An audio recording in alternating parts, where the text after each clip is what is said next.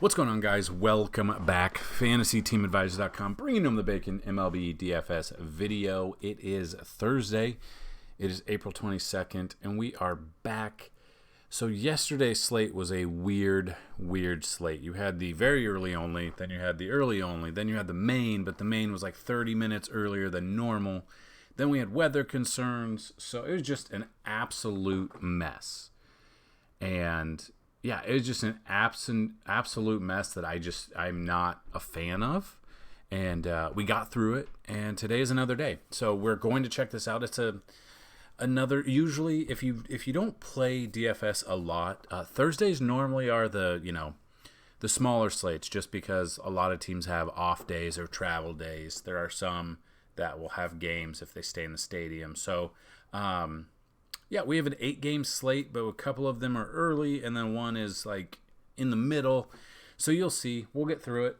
If you don't know what we do here, we give out, I go through every single pitching matchup on the slate. So all 16 pitchers, if they're all there. I can't remember if all of the pitchers' pictures are showing. We'll dig into the numbers a little bit. We'll see if there's any bats that have had success in the past against them, so on and so forth. If that's something you guys are interested in, definitely continue to watch this video. If you only want to see the pitchers we like out of all of these, that is in the link down below. That is today's article. You can check that out, but we dig a lot more into the plays here on the video. So if you find this video helpful, hit that like button, hit that subscribe button, check us out. You can go to fantasyteamadvisors.com/plans. You can check out the month pass, and with that, you can use promo code YouTube21. If you use promo code YouTube21, you're going to get half off of the month. So let me know if you have any questions down below, or email me, or any of our, you can check out any of our social media on the website. So that being said, let's check out if we're going to have any weather concerns. Now, it's a little bit early to check, but we definitely, as you know, weather will play a factor in these games, as it did yesterday, and pretty much all season it has. Just kind of looking at these games here. I mean, it's bitterly cold in some places. 40 degrees, not that cold, but it's still there. 38 degrees is cold for Pittsburgh at Detroit, which got canceled, which has been canceled for snow in the past, except for opening day. They played through it. Doesn't make sense. As of right now, we're looking good with weather. There's just a little bit of cold going through, but other than that, there's no rain in the forecast. So hopefully we have success with that. Hopefully it's great. We'll have to check that out. Obviously, weather can change, so it's something you should always monitor throughout the day, but we have that on our cheat sheet as well, so you don't have to worry about that. So the first game on the slate, of the day, early here, Diamondbacks at the Reds. You got Taylor Widener versus Jeff Hoffman. Widener here, 17 plate appearances, a 400 batting average, striking out only 11.8% of the batters he's faced. Again, in Cincinnati, it's a small ballpark. He faced them, would have been 2 Fridays ago, on the 9th of April. Went 5 innings, gave up 4 runs, 3 of them earned while only striking out 3. I mean, Widener still does come in with a 1-0 record, a 1.59 ERA, and 11 Ks, so you never know. Get a little bit crazy there, but the Reds are still good. We know how good the Reds are. We know what they can bring. We know that when they are on, when all their batters are in there, at home, it's a small ballpark. Great American Small Park is what we like to call it here. Flip side of that, we've used Jeff Hoffman this year. He has come through for us. You can see 61 plate appearances, 278 batting average. Well, let's see what Reds bats had success against Taylor Widener 2 weeks ago. Winker, 3 for 3 with a double, so he was seeing it well. I mean, there's not much there. So you can see 394 batting, 400 batting average. But, I mean, it's one start. I could see using Widener for GPP. I could see both of these pitchers being GPP. It just really depends on where you're going on that. Jeff Hoffman, on the other hand, has been serviceable for us. Looking at his numbers here, the Diamondbacks bats that have had success. David Peralta, 6 for 12 with a double and a home run. Nick Ahmed's 2 for 10 with a home run. Asdrubal Cabrera, 3 for 8, 2 hits, or 2 of those 3 hits were a home run. Joshua Meter has a home run. Even Bumgarner has a home run. So, I mean, there's not a lot here. I do like both of these pitchers for GPP. I wouldn't trust either in cash, just because both of these teams are able to hit when it counts, it seems, and they have both obviously been shut out this year too. So a lot to think about, especially the early only. That is something we look at, and if you have questions, let us know. Next game, Pirates at the Tigers here. Mitch Keller versus Jose Urena. Mitch Keller, 9 plate appearances, a 143 batting average, striking at 44.4% of the batters he's faced, but that's not saying anything. That's 9 plate appearances. Urena here, 32 plate appearances against the Pirates, a 300 batting average, 6.3% of the batters he's faced he's K'd. That's not good. So looking at the Pirates bats that have had success against him, Gregory Polanco's 3 for 9 with a double and a home run.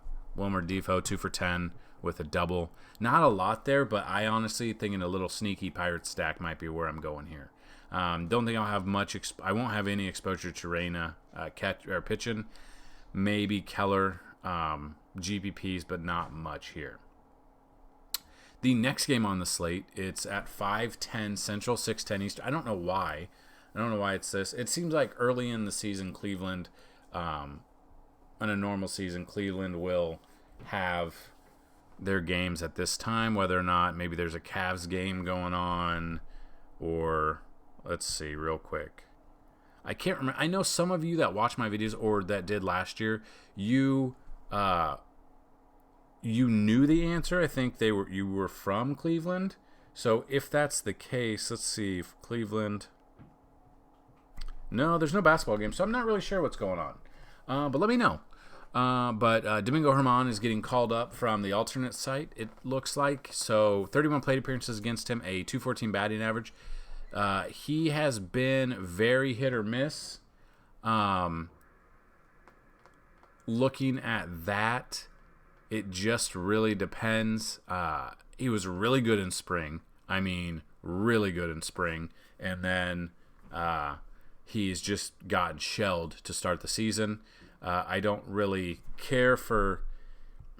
and it's weird. It's the weird slate where it's early. So if this game is on the slate, which I haven't even looked to see if it's on the FanDuel or DraftKings early slate, I'd be looking at that. I'd be looking at Herman just because Cleveland's not been as good. They haven't been what we'd be looking for there. And, I mean, they've gotten carved up by less superior pitching than Herman. And Herman has been very inconsistent in his young career. But looking at that, I mean, his numbers are pretty good. If he can get back to kind of how he was in the spring, that would be where I'm looking at. So Herman for GPP, I don't mind. Aaron Savale, GPP, I don't care. The Yankees bats, they can hit when they're on, but when they're off, the pitcher's striking people out. He's only struck out 8.7% of the batters he's faced, 23 plate appearances. That doesn't really count, but kind of looking at that. I don't mind either of these pitchers for GPP. I just don't think we can trust them in cash. So moving to the main slate finally, we've got the Mariners at the Red Sox. We've got Justin Dunn versus Nick Pivetta. Dunn has never faced the Red Sox before. The Red Sox are super hot hitting right now. Be looking at JD Martinez. I'd be looking to stack the Red Sox here. I don't think I'll have exposure to either of these pitchers unless we're going very, very contrarian GPP. And I could see Nick Pivetta being here just because, the Mariners are the Mariners. But the Mariners did put up some runs and beat the Dodgers. So that's kind of crazy to think about, the Dodgers losing a game to the Mariners. But that's where we were at earlier. Pivetta here. Yeah, I mean, is he a spot starter? What is he? His first start of the season against Tampa Bay, 5 innings, no earned runs with 4 Ks, got the W. Against Baltimore, 6 innings, 4 earned runs, 1 home run, 7 Ks. And then against the White Sox, 3.2 innings, 2 earned runs, 3 Ks. So Pivetta's been pretty good this season. Listed as a relief pitcher. I don't know how he's listed on FanDuel or DraftKings off the top of my head, so if you want to check that out. But looking at this, Pivetta could be in store here for a main slate. I think he'll go under-owned. I think we could be looking at that. There's not really any Mariners bats that scare me here. Definitely looking at Pivetta here and stacking the Red Sox. Mets at the Cubs here. Joey Lucchesi versus Trevor Williams. We know both of these teams can hit when they're on, but when they're off, they're really off, especially the Cubs. Joey Lucchesi, let's see. I want to say he's making his debut. Will be my guess. Let's see.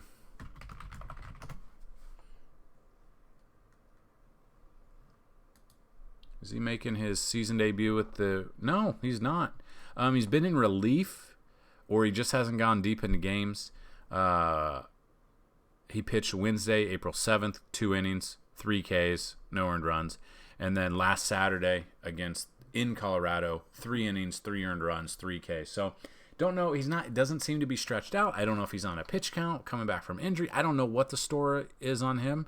But always could take a flyer on the Cubs just because the Cubs have been terrible this season. Problem is, in 28 plate appearances against him, 21.4 K percentage and a 577 batting average against him. The Cubs bats that have had success against him, I'm just going to assume it's probably Chris Bryant, Baez. We'll look. Baez 5 for 6 with 2 doubles, 2 home runs. So there you go. He sees him quite well. Bodie 4 for 5 with 2 doubles. Chris Bryant 1 for 2. Rizzo 2 for 3 with a double. So I'm definitely looking at a Cub stack here. I just don't think Lucchesi is going to be stretched out far enough. Hasn't gone really far into any games this season. On the other side, Trevor Williams, 64 plate appearances, a 293 batting average, and striking out 17.2% of the batters he's faced. Looking at Trevor Williams here against the Mets. Michael Conforto, 4 for 11 with a double and a home run. Jeff McNeil, 2 for 7 with a double. J.D. Davis is a cheaper option here, maybe a flyer in GPPs or whatever you want to go with. J.D. Davis, 3 for 5 with 2 doubles and a home run. Alberto Mora, 2 for 6 with a home run. So Almora, I don't know if you want to play the revenge game. I don't know what you want to call it, but he's facing his old team. If you like to play the narrative, go down narrative street there, you could check that out. But yeah, so I don't know if I'll have any exposure to these pitchers. I think this is a game we could stack, especially in Wrigley with the wind. I think we could look at that. The Angels at the Astros is the next game on the slate. Looking at that, Alex Cobb versus Christian Javier. I believe 2 starts ago, I did not use Alex Cobb, and he went for 10 strikeouts. Or no, that was last game. No, we went with him, didn't we? I think we did. I think we suggested him last time against Kansas City because Kansas City's bad. 5.2 innings, 3 earned runs, 10 strikeouts, and only 1 walk against the White Sox to open the season. 6 innings, 3 earned runs, 7 Ks there. Does come in with a 1-0 record, but a 4.63 ERA and a 1.20 WHIP. So kind of looking at that, kind of iffy. And when we're looking for different, and I mean, Houston's Houston. We know they can hit. They did lose yesterday in Coors, and so they're coming, back home. The Angels they gave up some runs in the bottom or top of the 9th inning on Wednesday. So Alex Cobb makes an interesting option here. I think people might be scared off because of the Astros, how good they usually are. They're not playing the best ball because some of their players are out with COVID. So just depends on who's all going to be back in this game. I would take a flyer on Alex Cobb. I would be looking at Christian Javier here for GPP only, and that's about it. So the Marlins at the Giants is the next game here. And looking at this, Daniel Castano versus Aaron Sanchez. 19 plate appearances, a 176 batting average here against him. Aaron Sanchez, on the other hand, 43 plate appearances, a 250 batting average against him there. Looking at that, I could see both of these pitchers being GPP only. That's probably where I'm at there. I don't know if I trust... I don't know if I could trust them in cash. That's the thing.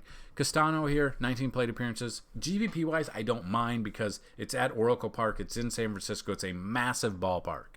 a massive ballpark here for pitchers. So I like both of these. Now the problem is Castano, this will be his second game, I believe. His first game came, I want to say last Saturday, something like that. Let's see. First game last Friday against San Francisco in Miami. 5 innings. Only gave up 1 earned run, but the problem was he didn't have any Ks. So that is my problem here. 5 innings. If he could go 5 innings, we need Ks out of him. That's the problem. If we can get some Ks out of him, he's a cheap option there. Aaron Sanchez on the flip side of that. 43 plate appearances, a 250 batting average here. I don't mind. Like I said, both of these are GPP options. The problem is with Castano, just the fact that he didn't strike any of these guys out in 5 innings is a little bit cumbersome and scary here. And then the final game on the slate, you've got San Diego Padres versus the Dodgers. So the same series we just saw last weekend, we're going to see it again. Ryan Weathers versus Walker Bueller. Weathers, 19 plate appearances, a .067 ERA. I don't trust him. 0% chance. I won't have any Ryan Weathers shares on this slate. I promise you that. The flip side of that, Walker Bueller, though, 93 plate appearances, a 186 batting average, just been shoving lately. Had a terrible spring. People were down on him in their drafts because of the spring. Had a really good turnaround to begin the season. I love his numbers here, strikeouts here. I think he's going to be very popular. And on top of that, it's the late night hammer, so to say. So you can put Walker Bueller in there and hopefully have some success as well. So there you go, guys and gals, and whoever is watching. If this video helped you, let us know down below. Email me, whatever you want to do. Again, like the video. Leave a comment. If you guys want to win a day pass, all you have to do is tell me who's going to hit a home run, what inning they're going to hit it in, and the distance the ball traveled. And, as always, if this video gets 30 likes, we're going to put down a FanDuel and DraftKings GPP lineup in the comment section and pin it there. So that's what I've got for you guys. Good luck today, and as always, bring home that bacon. Peace.